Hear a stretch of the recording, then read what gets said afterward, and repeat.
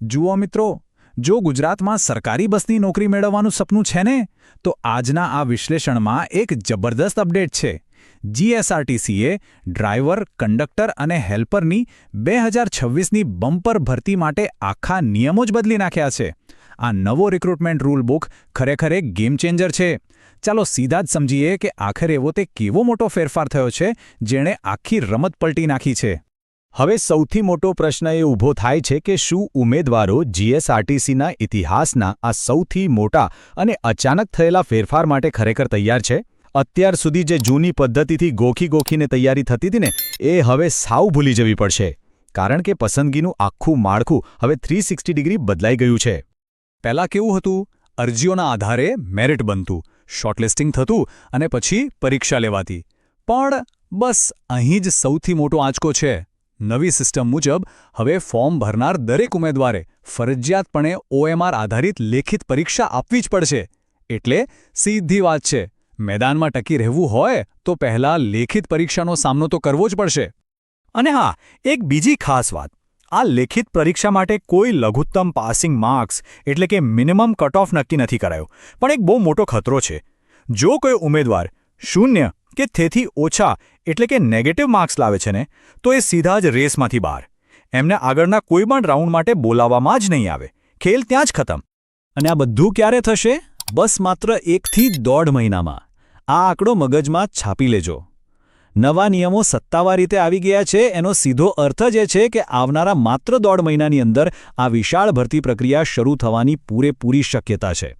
હવે આરામ કરવાનો સમય નથી, યુદ્ધના ધોરણે તૈયારી શરૂ કરી દેવી પડશે. તો ચાલો સૌથી પહેલા ડ્રાઈવરની પોસ્ટ માટેની લાયકાત અને ફાઇનલ મેરિટના કેટલાક છુપા રહસ્યો પર નજર કરીએ. ડ્રાઈવરની લાયકાતની વાત કરીએ તો ઉંમર 25 થી 35 વર્ષની વચ્ચે હોવી જોઈએ. હા, અનામત વર્ગના મિત્રોને નિયમાનુસાર છૂટછાટ ચોક્કસ મળશે. શૈક્ષણિક લાયકાત માત્ર 12 પાસ છે. શારીરિક યોગ્યતામાં પુરુષો માટે ઊંચાઈ 162 સેન્ટીમીટર અને એસટી કેટેગરી માટે 160 સેન્ટીમીટર જરૂરી છે. સાથે સૌથી અગત્યનું, આંખોનું વિઝન 6x6 હોવું જોઈએ અને કલર બ્લાઇન્ડનેસ એટલે કે રંગ અંધત્વ બિલકુલ ન હોવું જોઈએ. પણ ડ્રાઈવરમાં સૌથી મોટી અને કડક શરત કઈ છે ખબર છે? 4 વર્ષનો અનુભવ. ઉમેદવાર પાસે આરટીઓ તરફથી મળેલું પબ્લિક વ્હીકલ ચલાવવાનું હેવી ડ્રાઇવિંગ લાયસન્સ અને બેઝ હોવો એકદમ ફરજિયાત છે. અને એ પણ ઓછામાં ઓછું 4 વર્ષ જૂનું. અને અહીં જ ઘણા લોકો થાપ ખાઈ જાય છે. એક બહુ મોટી છુપી જાળ છે.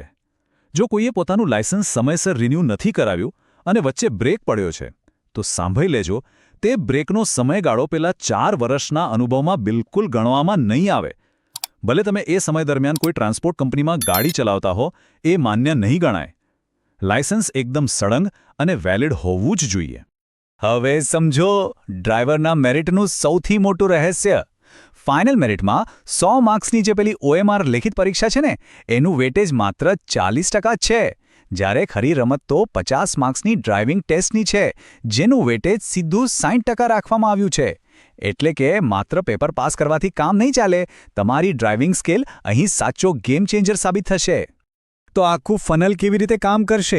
લેખિત પરીક્ષા તો બધા આપશે, પણ એમાંથી કુલ ખાલી જગ્યાઓ કરતાં બમણા એટલે કે 2x ઉમેદવારોને જ મેરિટના આધારે આ 60%વાળી ડ્રાઇવિંગ ટેસ્ટ માટે બોલાવવામાં આવશે.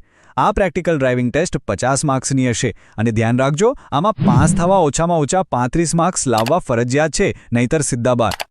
ચાલો હવે આગળ વધીએ અને સમજીએ કંડક્ટરની પોસ્ટ માટેની પસંદગી પ્રક્રિયા. આખું સિલેક્શન ફાનલ અહીં ડ્રાઈવર કરતાં સાવ અલગ છે. કંડક્ટર બનવા માટેની લાયકાત પર એક નજર કરીએ. નોંધવા જેવી વાત એ છે કે અહીં ડ્રાઈવર કરતાં ઉંમરની મર્યાદા ઓછી છે. 18 થી 35 વર્ષના કોઈપણ ઉમેદવારો અરજી કરી શકે છે. ભણતર અહીં પણ 12 પાસ જ છે. પણ હા, તમારી પાસે આરટીઓ તરફથી માન્ય કંડક્ટર લાયસન્સ અને વેલિડ બેજ હોવો એકદમ કમ્પલસરી છે. કંડક્ટરની પસંદગી પ્રક્રિયા બહુ સિમ્પલ 3 સ્ટેપ્સમાં વહેંચાયેલી છે. પહેલું, ફોર્મ ભરનાર બધા જ માટે ઓએમઆર લેખિત પરીક્ષા. બીજું, એ પરીક્ષાના મેરિટના આધારે ટોચના 1.5x એટલે કે કુલ જગ્યાના 1.5 ગણા ઉમેદવારોને સીધા ડોક્યુમેન્ટ વેરિફિકેશન માટે બોલાવાશે. અને ત્રીજું, સીધું ફાઇનલ મેરિટ લિસ્ટ. પણ અહીં ગેમ ક્યાં બદલાય છે ખબર છે? ડ્રાઈવરથી સાવ ઊંધું. કંડક્ટરનું ફાઇનલ મેરિટ પૂરેપૂરું એટલે કે 100% માત્ર ને માત્ર ઓએમઆર લેખિત પરીક્ષાના માર્ક્સ પર જ બનશે. કોઈ પ્રેક્ટિકલ ટેસ્ટ નથી, કોઈ ઇન્ટરવ્યૂ નથી. બસ આ એક લિખિત પરીક્ષા જ તમારું ભવિષ્ય નક્કી કરશે. એટલે આમાં જીવ રેડી દેવો પડશે. હવે વાત કરીએ હેલ્પરની. આ પોસ્ટ માટે આઈટીઆઈના નિયમો અને વેટેજની ગણતરી બહુ રસપ્રદ છે. ચાલો જોઈએ. હેલ્પર માટે પણ ઉંમર 18થી 35 વર્ષ જ રાખવામાં આવી છે. પણ અહીં શૈક્ષણિક લાયકાત થોડી અલગ છે. ઉમેદવારે સંબંધિત ટ્રેડમાં ઓછામાં ઓછો 1 વર્ષનો આઈટીઆઈ કોર્સ કરેલો હોવો જ જોઈએ. કયા ટ્રેડ્સ? તો motor mechanic, diesel mechanic, fitter, electrician, welder કે પછી ઓટોમોબાઈલ બોડી રિપેરર. આમાંથી કોઈ પણ ચાલશે. પસંદગી પ્રક્રિયા કંડક્ટર ભાઈઓ જેવી જ છે. પહેલા બધાની OMR લેખિત પરીક્ષા લેવાશે. પછી એ જ મેરિટ મુજબ કુલ ખાલી જગ્યાના 1.5 ગણા એટલે કે 1.5x ઉમેદવારોને ડોક્યુમેન્ટ વેરિફિકેશન માટે બોલાવી લેવામાં આવશે. પણ હેલ્પરના ફાઇનલ મેરિટની ગણતરીમાં એક ટ્વિસ્ટ છે. અહીં લેખિત પરીક્ષાના માર્ક્સને 90% વેટેજ આપવામાં આવશે. તો બાકીના 10% ક્યાં ગયા? બસ એ જ તો બોનસ છે. જે ઉમેદવારો પાસે એપ્રેન્ટિસશીપનો અનુભવ અને એનું સર્ટિફિકેટ હશે ને, એમને આ 10% વધારાનું વેટેજ સીધું મળી જશે. અને આ 10% ફાઇનલ સિલેક્શનમાં કોઈને પણ અંદર કે બહાર કરી શકે છે. હવે સૌથી છેલ્લો અને સૌથી અગત્યનો ભાગ, આ નવા અને આકરા નિયમો સામે ટકવા માટેની શ્રેષ્ઠ તૈયારીનું સોલ્યુશન.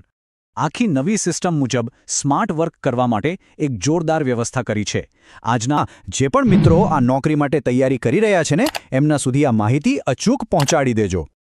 તો હવે અંતે સૌથી મોટો સવાલ એ જ છે. આ નવા અને કડક OMR નિયમો લાગુ થઈ ગયા છે અને જંગ શરૂ થવામાં માંડ 1.5 મહિનો બાકી છે. તો શું તમે તમારી સીટ કન્ફર્મ કરવા માટે દિલથી તૈયાર છો? આવી જ સચોટ અને પાવરફુલ માહિતી માટે ચેનલ સાથે જોડાયેલા રહેજો. આજના આ વિશ્લેષણમાં બસ આટલું જ. તમારા લક્ષ્ય પર નજર રાખો અને તૈયારીમાં લાગી જાઓ. જય હિન્દ, જય ભારત.